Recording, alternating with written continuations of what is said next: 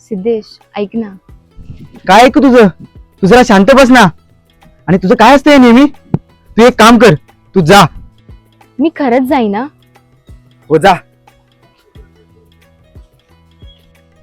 शब्द जुन्या ठेवीतले आले ओठांवरी, श्वास तुझा सहवास तुझा वाटे भासांपरी, गारव्यात मला 2 चहा द्या ना. आपल्यात काहीही झालं ना तरी मी तुला तिथेच भेटेन जिथून आपल्या प्रेमाची सुरुवात झाली होती.